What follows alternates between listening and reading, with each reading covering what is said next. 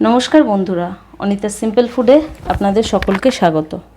आज के आमी गाछ थेके टाटका लाउ पेरेछिलाम, सेई लाउटा दिये आमी एकटा रेसिपि करेछि।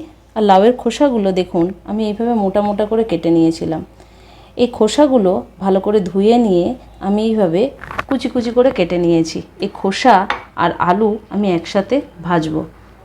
আমি ছোটোবেলায় লাউ খেতে একদমই চাইতাম না, তাই মা আমাকে এইভাবে লাউয়ের খোসা আর আলু একদম সুন্দর করে ভেজে দিত। আমি সেটা না বুঝেই খেয়ে নিতাম।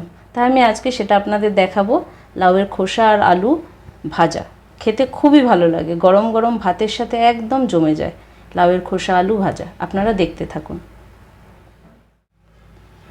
এবার আমি এই কুচি করে রাখা লাউয়ের খোসায় সামান্য নুন, আলুতেও সামান্য নুন দিয়ে দিলাম, আর সাথে দিয়ে দিলাম সামান্য হলুদ দিয়ে আমি মাখিয়ে নেব।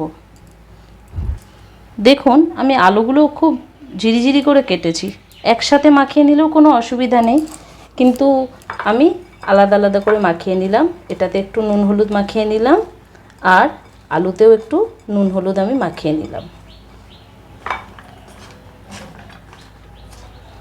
গ্যাসে আমি কড়াই চাপিয়ে তেল দিয়ে দিয়েছিলাম, তেলটাও গরম হয়ে গেছে। এবার দুটো শুকনো লঙ্কা এভাবে আমি ছিঁড়ে দিয়ে দিলাম, আর তার মধ্যে আলু আর লাউয়ের খোসাগুলো একসাথে করে তেলের মধ্যে আমি দিয়ে দিলাম।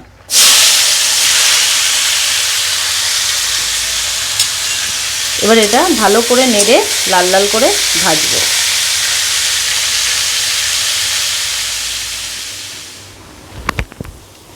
দেখুন আলুটা আর লাউয়ের খোসাটা একদম সিদ্ধ হয়ে গেছে, একদম নরম হয়ে গেছে, কিন্তু আমি আরেকটু ভেজে নিয়ে লাল করে তারপর বন্ধ করে দেব।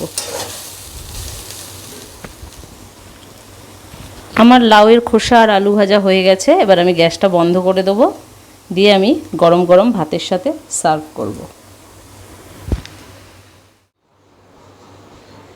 তৈরি হয়ে গেছে আমার লাউয়ের খোসা দিয়ে আলু ভাজা। এইভাবে আপনারা লাউয়ের খোসাগুলো একটু মোটা মোটা করে কেটে ছাড়িয়ে ভেজে বাড়িতে খেয়ে দেখবেন, খুবই ভালো লাগে। আমরা অনেক সময় লাউয়ের খোসা ফেলে দিই।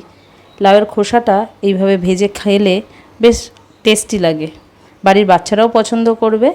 ডাল গরম ভাতের সাথে একদম জমে যাবে। আর আপনারা যদি আমার চ্যানেলের নতুন ভিউয়ার্স হন, তাহলে অবশ্যই আমার চ্যানেলটা সাবস্ক্রাইব করবেন আর পাশের বেল নোটিফিকেশনটা প্রেস করে দেবেন। নমস্কার।